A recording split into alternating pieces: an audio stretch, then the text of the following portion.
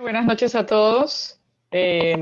Bienvenidos al webinar, al evento de la Sociedad Regional de Pediatría de Bolívar, hoy con el apoyo del laboratorio GEL en su representación. Gina, que está con nosotros. Gina. Hola, muy buenas noches, doctores. Bienvenidos a este webinar. Muchas gracias por su asistencia. Hoy estarán el doctor Oscar Barón acompañándonos. Y nuevamente, pues, muchas gracias. Adelante, doctora. Gracias, Gina, gracias. Gracias por todo el apoyo. Hoy tenemos una conferencia que siempre es actual: infecciones respiratorias agudas virales en pediatría, un abordaje integral, por el doctor Oscar Barón. El doctor Oscar Barón es egresado de pediatría y neumopediatría de la Universidad del Bosque. Es presidente de la Asociación Colombiana de Neumología Pediátrica. Hace parte del profesor de la Universidad de La Sabana y del Rosario. Y hoy nos va a dar una conferencia, como dije, muy actual, y que obviamente ahora en pandemia es algo para tener muy en cuenta. Doctor Oscar. Bueno, muchas gracias. Buenas noches para todos. Muy agradecido por la invitación, muy complacido. Es un honor estar con ustedes, con los miembros de la Sociedad Colombiana de Pediatría Regional Bolívar. Gracias al doctor Mauricio Guerrero y a todo su grupo, a la doctora María Auxiliadora por su presentación. Gracias a Gina por acompañarnos y a todo el laboratorio GEL que nos apoyó con esta presentación. Muchísimas gracias. Como la doctora María Auxiliadora decía, pues es un tema de bastante relevancia por cuanto, pues ahora con el tema del COVID-19, pues cobra mucha más importancia.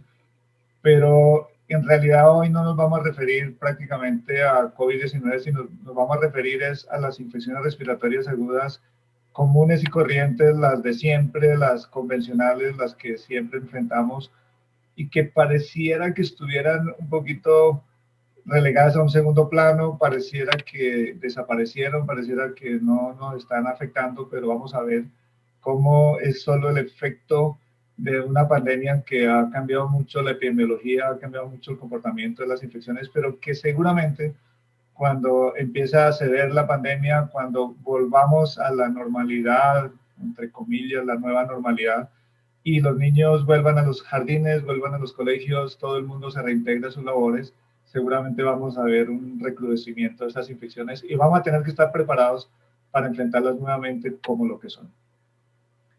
Quiero hacerles una pequeña introducción mostrándoles las circunstancias que los médicos enfrentamos a diario en relación con las infecciones respiratorias agudas, o por lo menos lo que vemos en la consulta externa. Y es un tema de mamás angustiadas, de madres que quieren ayuda y que se sienten un poquito débiles, un poquito abandonadas en este tema y que no saben qué hacer con sus niños.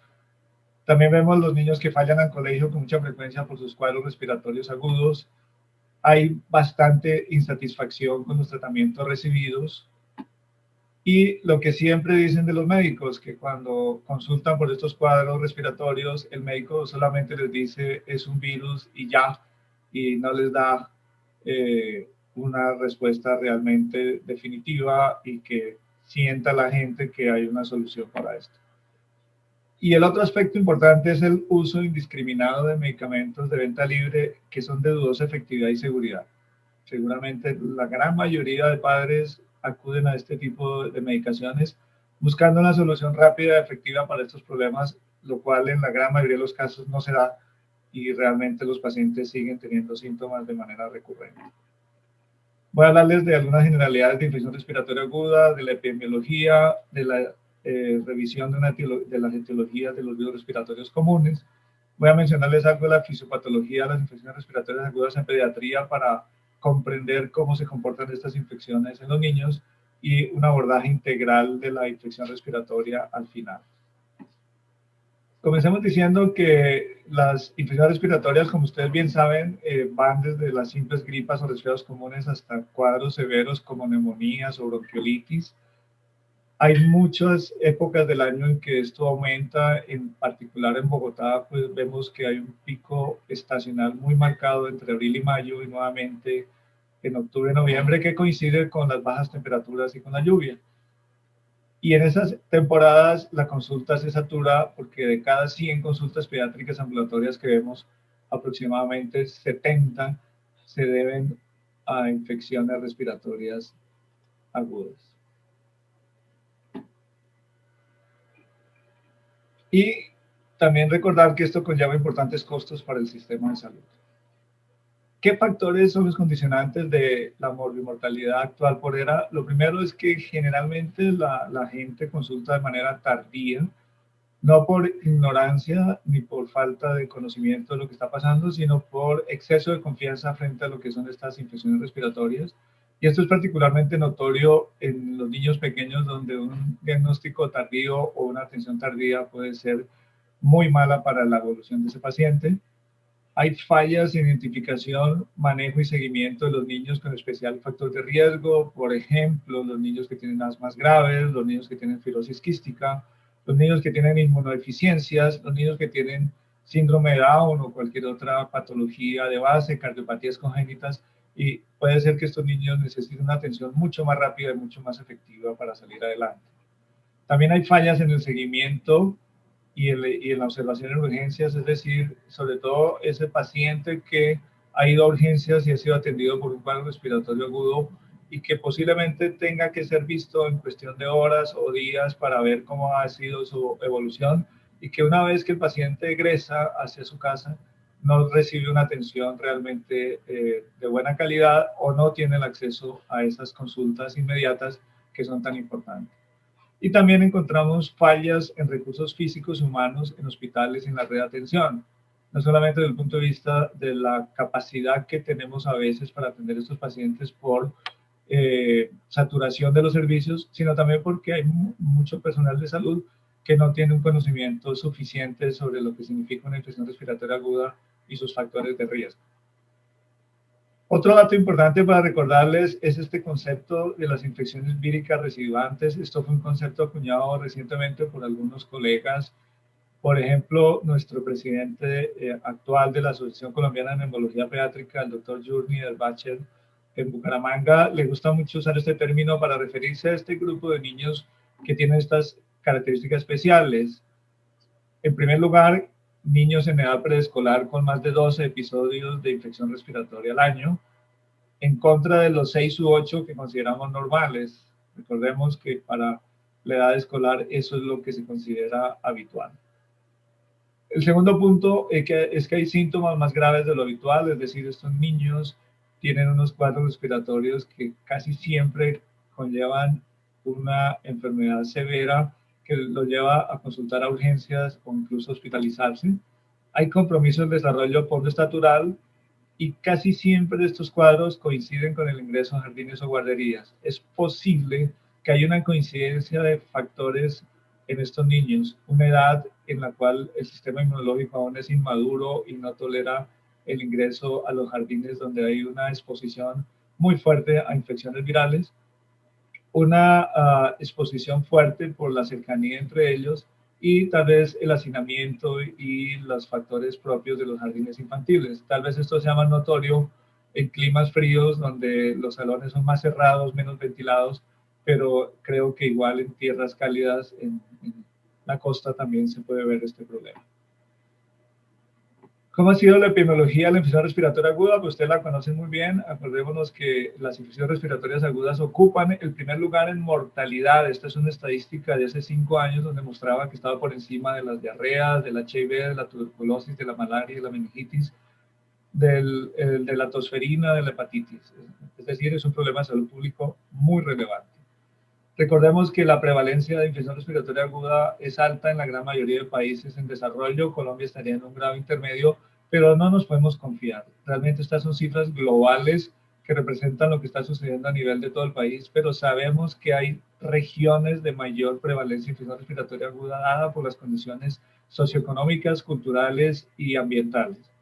Por ejemplo, me viene a la cabeza que en la misma Cartagena hay diferencias marcadas entre los niños que viven en zonas urbanizadas normales y lo que pasa en zonas marginales, me imagino zonas como Chambacú o ese tipo de barrios donde las condiciones sociales, económicas, ambientales son muy malas y probablemente la infección respiratoria aguda es de mayor relevancia.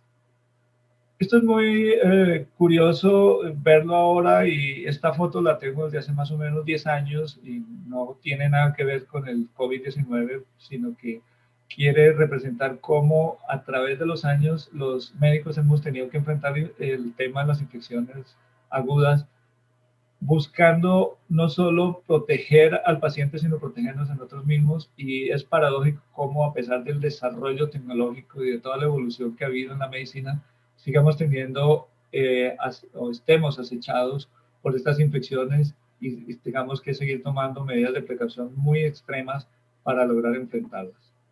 Acordémonos que la infección respiratoria aguda es una situación que se presenta de manera estacionaria año por año. Hay picos y casi siempre los picos respiratorios ocurren, como les decía, en momentos en que las bajas temperaturas, el hacinamiento de los pacientes y la precipitación pluvial son mayores. Y esto se repite año tras año y casi siempre coincide con la época de lluvias. Pero hay una cosa muy destacable, y es que hay virus que son muy prevalentes año tras año, siendo el de mayor prevalencia sincitial respiratorio, seguido por influenza, pero vemos cómo también va de la mano las coinfecciones bacterianas por neumococo, que casi siempre son situaciones que vienen a agravar los episodios virales como una condición asociada en relación con la inmunosupresión que se produce en estos pacientes. Estas son gráficas del boletín epidemiológico del Instituto Nacional de Salud, donde vemos cómo la barra amarilla representa el promedio estacional esperado para cada año, el umbral de infección respiratoria, y cómo venimos superando con la barra roja todos los años ese umbral, lo cual significa que es un problema de orden público bastante notorio.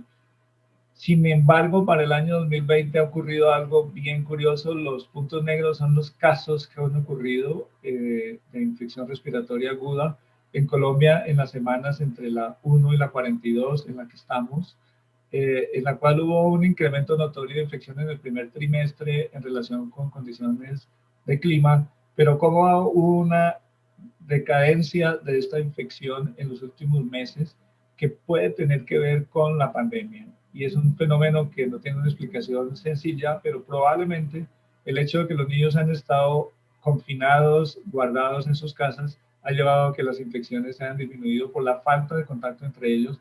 Pero lo esperable es que una vez los niños vuelvan a los jardines escolares, vuelvan a los colegios, pues vamos a tener un recrudecimiento de estas infecciones, como es lo que sucede todos los años. Así que no hay que confiarse en estas cifras, porque parece ser un fenómeno transitorio derivado de la pandemia que estamos viviendo. Por el contrario, cuando se analizan las hospitalizaciones por infección respiratoria aguda grave en unidades de cuidado intensivo, pues vemos lo contrario, que ha habido un incremento muy notorio. El pico fue hacia la semana 30 de este año y tuvo mucho que ver pues con las infecciones respiratorias agudas graves, inusitadas, que seguramente son explicables en su gran mayoría por coronavirus. Como les decía al inicio, no me voy a referir prácticamente a coronavirus, porque esto es un asunto que requiere un análisis especial y muy profundo, y del cual apenas estamos aprendiendo, y por lo tanto hay muchas cosas todavía por investigar y por saber, y me voy a referir sobre todas las infecciones comunes y corrientes. De tal manera que lo que hemos venido viendo a lo largo de los años son diferentes agentes etiológicos que están circulando en la comunidad, pero el campeón, el que lleva la batuta, el primer lugar en todas las estadísticas, es el virus sincitial respiratorio, seguido muy de cerca por el parainfluenza. También el adenovirus es muy importante, luego la influenza B y algunos otros subtipos de influenza. Estas son barras de cómo se comporta la infección a lo largo del año. Vemos la barra azul, que representa cómo el virus sincitial respiratorio es el más prevalente a lo largo de todo el año, aunque por épocas el virus de la influenza también hace su aparición y casi siempre aparece muy frecuentemente en el pico respiratorio hacia mediados de año, cuando, como les decía, ocurre la temporada fría en las zonas altas de Colombia.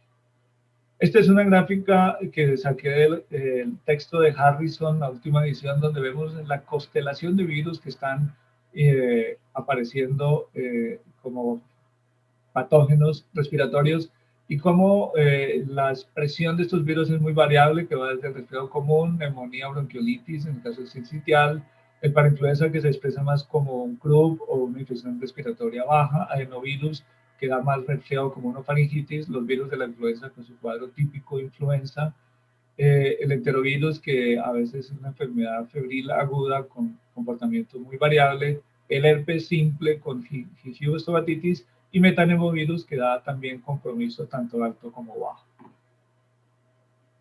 ¿Cómo se comportan los virus frente al tracto respiratorio? Pues hay que tener en cuenta este concepto que no se nos debe olvidar. La vía respiratoria es una unidad fisiológica que está interconectada una con otra y por lo tanto cualquier agente etiológico que invada las vías respiratorias superiores tiene la capacidad de descender y invadir las vías aéreas inferiores. Esto lo hemos estado analizando muy claramente, por ejemplo, con el virus incital respiratorio, que es el que más se conoce cómo se comporta. Y sabemos que es una enfermedad que generalmente inicia como un cuadro respiratorio agudo, alto, muy leve, por el ingreso de partículas infectantes por gotitas de estornudo o de saliva provenientes de otro paciente, ingresan a las vías respiratorias superiores. Tener en cuenta los factores de riesgo para esto, que generalmente son las enfermedades cardíacas congénitas, la prematurez, la enfermedad pulmonar crónica, las inmunodeficiencias y el déficit de concentraciones de anticuerpos maternos por falta, sobre todo, de lactancia materna. Sabemos que, como les decía, la progresión de la enfermedad es muy rápida. En 2 a 3 días de iniciado el cuadro respiratorio agudo alto, ya empiezan los síntomas bajos. Y esto se caracteriza por un cuadro ya muy clásico de tos, sibilancias, disnea, aleteo nasal, retracciones torácicas, y cómo esto indica realmente un compromiso respiratorio importante, con formación de tapones de moco, debridamiento de las vías respiratorias y obstrucción bronquial, como les voy a mostrar a continuación. Este punto es muy importante porque es muy claro que la invasión viral ocurre por una posibilidad de que el agente infeccioso penetre a las células epiteliales, allí se reproduzca y luego pase a otras células y se vaya reproduciendo de una manera rápida.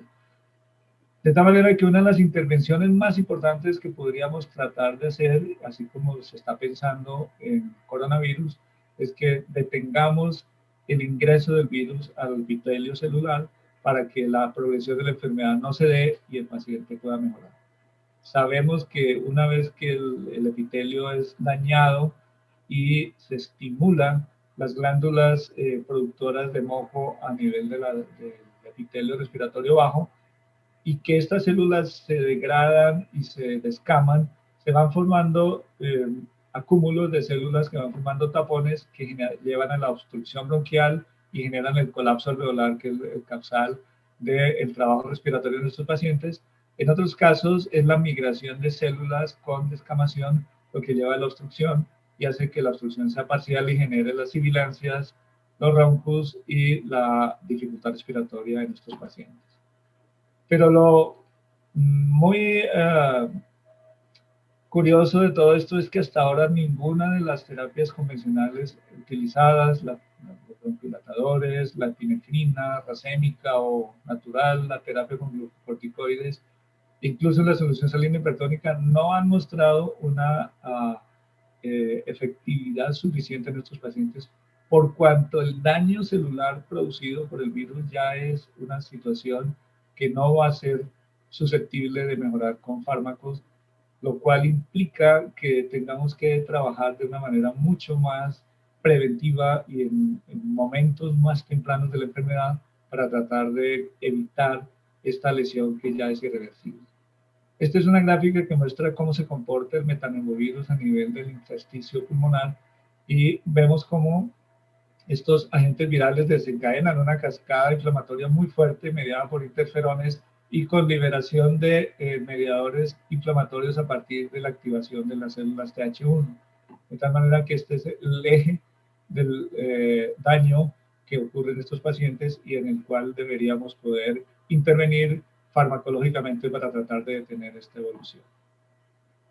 Recordemos que el espectro de la infección respiratoria viral es muy variable. Tradicionalmente la hemos clasificado como infección respiratoria aguda alta o baja, de acuerdo a la condición que predomine, pero casi siempre hay una combinación de síntomas altos y bajos en el paciente, como ocurre clásicamente en el paciente con bronquiolitis aguda, donde el cuadro inicialmente es de origen respiratorio alto, pero con el tiempo la expresión máxima es baja. Sabemos que la enfermedad puede comportarse de formas muy benignas y transitorias como la rinofaringitis aguda, resfriado común o catarro que no conlleva mayor importancia y que es autolimitado y fácil de tratar. Pero también tenemos cuadros importantes como la rinotraqueitis aguda viral que puede llevar incluso a obstrucción severa con insuficiencia respiratoria y necesidad de ventilación mecánica. La misma influenza o gripe es una entidad que puede conllevar incapacidad y ausencia escolar en muchos de los pacientes. La bronquiolitis aguda, que como les mostré, es un daño muy severo de la vía aérea pequeña y que conlleva un compromiso respiratorio muy alto. Y la neumonitis aguda viral, como en el caso de las inducidas por influenza o metanimovirus, que causan un daño ya en el parénquima pulmonar con riesgo de falla respiratoria y también que conllevan a sobreinfecciones bacterianas muy seguramente.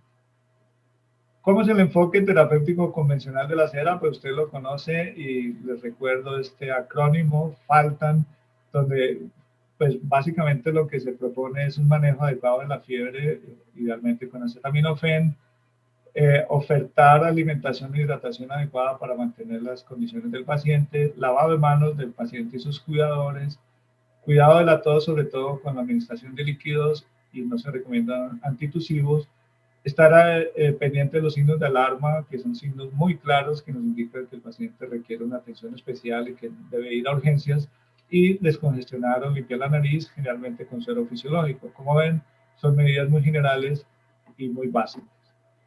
Y lo que se busca ante todo es disminuir la morbilidad, la hospitalización, las incapacidades, la afectación del entorno familiar.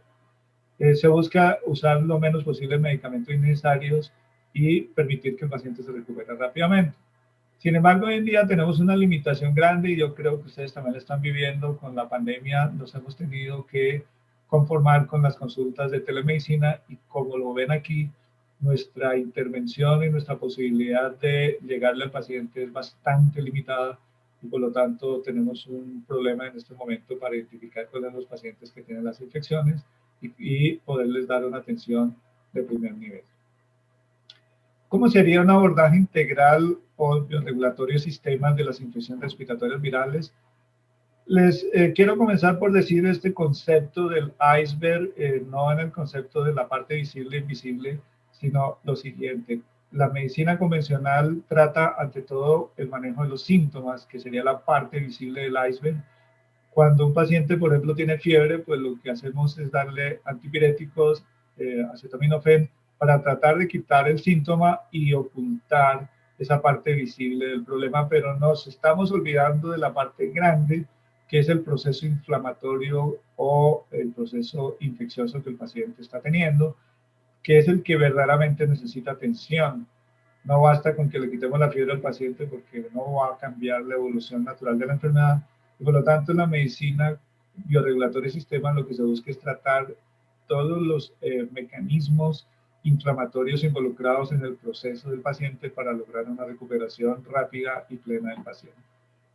Recordemos que las medidas generales recomendadas por los programas pues incluyen la lactancia materna, evitar los contagios. Hoy el uso de tapabocas se volvió de extrema necesidad. Antes parecía un instrumento muy exótico, pero hoy en día es algo muy común. Pues veníamos hablando de lavado de manos. Queremos que los niños retrasen un poquito el ingreso a guardería o jardín para evitar esas infecciones residuantes de que les hablaba al principio. Aislar rápidamente a los niños enfermos, algo que antes no se tenía muy en cuenta, pero que hoy con la pandemia sabemos que es de extrema importancia. evitar toda clase de humos, en especial el cigarrillo, y tener un esquema de vacunación completo. En cuanto a la dieta, pues la Sociedad Europea Respiratoria ha dado indicaciones claras sobre los alimentos que pueden afectar más el sistema respiratorio en los niños. Esto, dicho en Montería, o como me pasó recientemente en Villavicencio, es una defecio decirle a la gente que no consuma carne o que la consuma mínima. En zonas donde la producción de carne es de primer nivel, pues es bastante difícil, pero tenemos que saber que esto es un tóxico para el organismo, igual que el exceso de lácteos y derivados y colorantes, en especial lo que contienen los dulces, las golosinas, las galguerías que consumen los niños. Por el contrario, tenemos que promover una dieta sana con base en frutas, verduras, aceites naturales, leguminosas, nueces, pero sabemos que esto no está al alcance de toda la población, tampoco las costumbres y la idiosincrasia de la gente es fácil de cambiársela, pero tenemos que promover como pediatras unas dietas balanceadas, unas dietas muy naturales para prevenir las infecciones respiratorias. El medio ambiente, ni hablar, pues tal vez en las ciudades de la costa no es tan notorio, pero Bogotá, Medellín, incluso Bucaramanga, tienen graves problemas de contaminación ambiental y sabemos que la contaminación ambiental influye de una manera muy negativa en las infecciones respiratorias. Sabemos que la contaminación ambiental es la causal de las grandes epidemias de infección respiratoria que hay en el mundo, por cuanto no solo alteran el funcionamiento del epitelio respiratorio, sino que facilitan el paso de gérmenes de una persona a otra. Sabemos que las partículas virales quedan suspendidas en las partículas de smog y el paciente las puede respirar fácilmente, aunque el paciente enfermo haya estado en un sitio estornudando, tosiendo hace mucho tiempo. Tal vez en la costa esto no es tan notorio, pero en el interior, donde la gente vive en áreas muy cerradas, el hecho de consumir con leña ha llevado a muchas infecciones respiratorias, especialmente en los niños que conviven con estos adultos que cocinan, pero los mismos adultos también sabemos que sufren de enfermedades a largo plazo, como el EPOC, inducido por humo de leña, que es muy característico de nuestra población de la zona andina. Y nada que hablar del cigarrillo como un tóxico para esta población. Y ustedes como pediatras saben lo importante que es una vacunación completa, pero les quiero destacar ante todo las recomendaciones que salen año a año y que nos da la Academia Americana de Pediatría respecto a la importancia de vacunar contra la influenza a los grupos de riesgo, en especial a los menores de 2 años, a los niños con cardiopatías, a los niños con inmunodeficiencias, a los niños con neumopatías crónicas como asma, fibrosis quística, hipertensión pulmonar y los niños que tienen malformaciones congénitas de las vías respiratorias. Y en cuanto a medicamentos, pues ya sabemos que tenemos una serie de antivirales que existen y que los conocemos desde los oseltamivir en adelante, pero que son medicamentos que por su costo, por su toxicidad y por su dificultad para administración no son para uso común. Incluso el oseltamivir ha demostrado que la mejoría de los síntomas es muy limitada y que no es un medicamento para uso habitual, incluso en los casos de influenza. Aquí están de nuevo relatados los diferentes tipos de medicamentos. Y algo que se está buscando desde hace mucho tiempo es prevenir, por ejemplo, las infecciones por virus viral respiratorio. Pues hoy contamos con el palivizumab, pero sabemos que es un medicamento también de alto costo, que su relación costo-beneficio no está muy bien demostrada y que debe ser limitado a poblaciones realmente de riesgo como los prematuros extremos para que dé su mayor utilidad.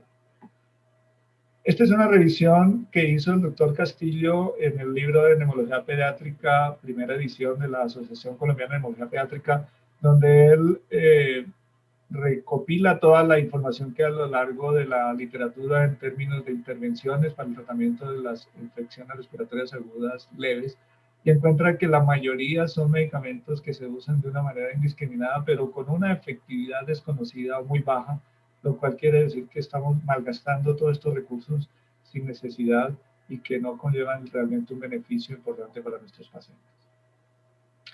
Entonces, ¿qué podemos ofrecer desde el punto de vista bioregulatorio sistemas para el tratamiento y o prevención de las infecciones respiratorias? Pues partamos de la base de que tenemos una serie de brechas terapéuticas no resueltas, como las que le he mencionado, y que debe el médico conocer antes de abordar. Tenemos brechas terapéuticas no solo en infecciones virales, sino también en alergias, en enfermedades gastrointestinales, en enfermedades crónicas como el POP y asma, en la resolución de la inflamación crónica de bajo grado, en evitar la progresión de las enfermedades hacia enfermedades crónicas, todas las enfermedades degenerativas que estamos viendo, en la mejoría de la calidad de vida y en la prevención de las infecciones. De tal manera que frente a la infección viral, pues hemos tenido bastante dificultad para encontrar maneras de evitar la penetración y proteger la mucosa. También cómo estimular la inmunidad innata, y eso se ha vuelto muy importante en este momento con la pandemia, en que tenemos que tener una inmunidad innata apropiada mediante la producción de citoquinas protectoras, sobre todo el factor de necrosis tumoral alfa, la fagocitosis de buena calidad, la producción de interferones, sobre todo el de tipo 1, y el interferón gamma, que son los que inhiben la replicación viral. Pero también tenemos problemas para modular la inmunidad adquirida a través de la estimulación de producción de de linfocitos TH1 citotóxicos que maten los virus, que disminuya la replicación viral, también a través de aumentarle el factor de necrosis tumoral gamma y lograr un equilibrio en la respuesta TH1, TH2 para que el paciente no se desequilibre en su respuesta inmunológica y termine desarrollando una respuesta inapropiada frente a las infecciones. En este punto les quiero presentar el Gistol, tal vez muchos de ustedes lo conocen, es un inmunoestimulante antiviral que es específico para la prevención de infecciones virales, pero también para su tratamiento. Tiene componentes naturales en diferentes concentraciones, en particular dos, que es el vincetóxicum y el sulfuro. El vincetóxicum principalmente actúa por estimulación de las defensas del organismo a través de una acción vascular y simpática y puede prevenir las infecciones virales. Y el azufre se ha conocido desde hace mucho tiempo como un modulador de la respuesta inflamatoria tanto aguda y crónica de la vía respiratoria, previniendo los cuadros agudos a este nivel. Se puede indicar en pacientes que tienen tanto infecciones virales ocasionales como en los recurrentes, y ustedes deben tener muchos pacientes con síndromes positivos recurrentes que se agudizan por estos cuadros virales, los pacientes alérgicos que también se exacerban por los cuadros virales, las recurrencias en los colegios, los pacientes inmunocomprometidos y los pacientes que tienen factores de riesgo por su trabajo o por sus hábitos de vida. Actúa a través de la estimulación de la inmunidad innata, estimula la inmunidad adquirida, también tiene efecto antiviral y sabemos que actúa desde el inicio de la enfermedad antes de que el virus invada el tejido epitelial, el tracto respiratorio, puede inhibir la replicación viral y la agresión a la célula inflamatoria, a la célula epitelial. También evita la respuesta inflamatoria aguda, que es la que conlleva a cuadros como sinusitis, otitis y a la presencia de síntomas como fiebre, tos, dolor o moco purulento. Y también previene a través de su acción inmunoestimulante complicaciones bacterianas como las sobreinfecciones de la tráquea o de los bronquios. La estimulación de la fagocitosis se da hasta en un 33% de los casos, incrementa esa actividad medida por diferentes test, y lo cual permite que el paciente se defienda de una mejor manera frente a la invasión de virus. Puede interactuar directamente con las partículas virales y reduce la infectividad con independencia de los efectos que produce el sistema inmunológico, y también evita la replicación viral. Ya hay estudios muy serios en los cuales in vitro se vio cómo la administración de este medicamento impide la replicación de los virus y que este efecto antiviral sea un efecto propio de los componentes. Les quiero mostrar este estudio realizado por una doctora Emilia Torbica en Polonia, donde tomó pacientes que estaban hospitalizados por virus sincitial respiratorio con cuadro bronquiolítico agudo, a los cuales les administró el Engistol en forma intramuscular por la edad de los pacientes y por la condición clínica, y tomó también un grupo control y midió la puntuación de síntomas asociados a la bronquiolitis luego de 10 y 15 días de administrado el medicamento, y mostró cómo a los 5 días había una remisión más rápida de los síntomas en pacientes con infecciones por sistema respiratorio frente al placebo, y estos efectos se mantuvieron muy notorios en comparación con el placebo hacia los 10 y los 15 días. También ha habido estudios en los cuales se ha medido la puntuación de síntomas en pacientes con infecciones respiratorias agudas de tipo resfriado común, y se ha mostrado cómo el Ingistol disminuye de una manera muy notoria síntomas como sensación de frío, dolor de oído, inflamación de ganglios linfáticos, la sensación de sed o el insomnio, que es propio de los cuadros catarrales. Es muy bien tolerado, con muy raros efectos adversos, en realidad se reportan muy pocas veces. Sus componentes son perfectamente naturales, no tienen interacciones farmacológicas y se puede usar a lo largo de todas las edades. Hemos visto uso desde niños en edad preescolar, se puede dar diluido en alimentos, se puede, incluso hay una forma de aprovecharlo para los lactantes, y es que lo tome la mamá y ella se lo transfiera a través de la leche materna a sus hijos y ellos reciban la protección del medicamento. Vienen dos presentaciones, en tabletas y en ampollas, las tabletas para uso sublingual y las ampollas que pueden ser inyectables o nebulizables para uso en pacientes que no puedan tolerar las tabletas. Esta es la literatura que al respecto la pueden pedir a su representante, en este caso a la doctora Gina García, quien les puede suministrar la literatura que ustedes quieran investigar sobre este tema y poder profundizar para que tengan todo el bagaje teórico y todo el soporte científico que necesitan para utilizarlo en sus pacientes. La otra brecha terapéutica es la que ocurre en los pacientes a nivel de la vía aérea superior cuando inician el cuadro respiratorio agudo o antes de que se manifieste de una manera notoria. Pues tenemos que actuar con medicamentos que protejan la mucosa. En este caso, pues el otro medicamento que está disponible es el Euphorbion, el cual por múltiples mecanismos, tanto por la inhibición de la cascada inflamatoria celular que evita la destrucción del tejido por la agresión viral, o por el soporte de la mucosa que permite que esta mucosa se mantenga intacta o se repare de manera rápida, y por la disminución de factores proinflamatorios que llevan a la producción de moco en exceso, obstrucción y el riesgo de sobreinfección bacteriana, pues es un buen medicamento para esta acción. Sabemos que también tiene una acción antiviral gracias a un mecanismo antigénico específico y que puede amplificar la respuesta natural del organismo basado en la producción de interferón. Este estudio in vitro muestra cómo la inhibición del crecimiento del sincicial respiratorio se dio en un 42%, el virus del herpes simple 40%, y ustedes dirán, ¿qué importancia tiene el virus del herpes simple? Pues ustedes saben que muchos de los episodios respiratorios agudos virales se acompañan de aparición de aftas o aparición de lesiones en labios propios del herpes simple, y posiblemente la acción sinérgica del Euphorbion puede inhibir este tipo de infección. Disminuye el crecimiento del virus de la influenza tipo 2 y de la parainfluenza tipo 2 y la influenza A. En rinosinusitis, tanto aguda como crónica, es muy efectivo. Puede ser una medicación complementaria a la acción del Ingistol, de tal manera que se podría dar simultáneamente, y sobre todo es muy efectivo en los pacientes que tienen fisiopatología alérgica, en el paciente rinítico, en el paciente asmático, donde prevenir las complicaciones riníticas es muy importante. Se puede usar a largo plazo sin ningún problema, por ser de origen natural.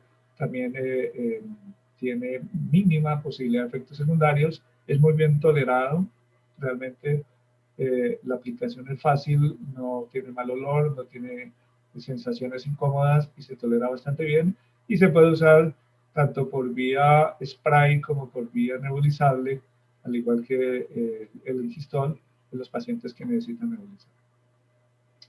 Entonces, resumiendo todo lo que les he dicho, pues realmente tenemos varias formas de enfrentar estas infecciones respiratorias. Tal vez si nos quedáramos en la vía convencional, pues haríamos lo que dicen las guías, y en el caso de la bronquiolitis, pues daríamos de pronto antialérgicos, bronquidilatadores.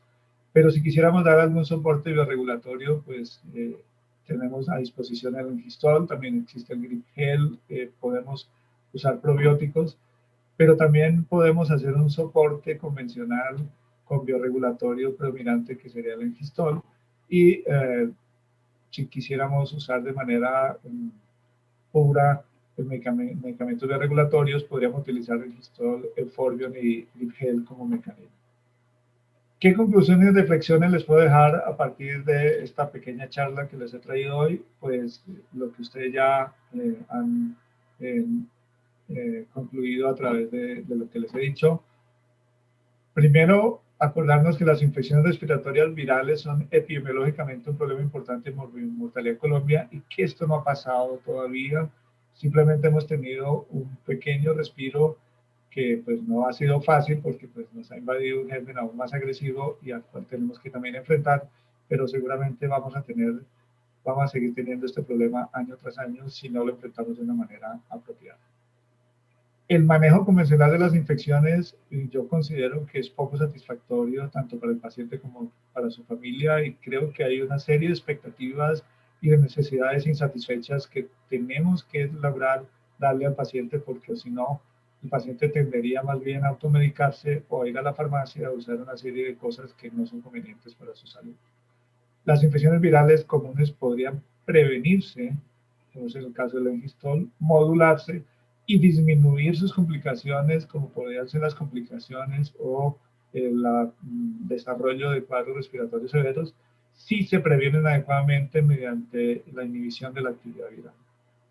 Y como les decía, existen brechas terapéuticas que aún no están cubiertas completamente, pero que ya podemos enfrentar de una manera exitosa con un enfoque bioregulatorio integral, como es el que les estoy mostrando en el día de hoy, y sumándole todas las acciones de cuidado de la salud, de mejoría en la dieta, de mejoría en el medio ambiente, de vacunas. Esto no riñe con la medicina convencional, simplemente es un abordaje mucho más completo, mucho más integral, para que el paciente realmente reciba un manejo para subsanar todas las contrariedades relacionadas con la infección respiratoria aguda. Termino con esta frase de Sir William Osler de hace más de siglo y medio, donde pues él nos decía esto que sigue estando vigente: la medicina es la ciencia de la incertidumbre y el arte de la probabilidad. De ese balance que hagamos entre lo que dudamos o no conocemos y la posibilidad de que a través de intervenciones terapéuticas con una probabilidad de que sean efectivas y favorables para el paciente, es lo que nos hace exitosos como médicos, lo que nos permite darle una solución a nuestros pacientes. Gracias por su atención. Les dejo mi correo electrónico para que se comuniquen conmigo para lo que necesiten. Estoy a la orden. Como les decía la doctora María Auxiliadora, estoy en la Fundación Neumológica Colombiana en Bogotá y estoy a la orden para lo que ustedes se les ofrezca en el área de la salud respiratoria de los niños. Muchas gracias.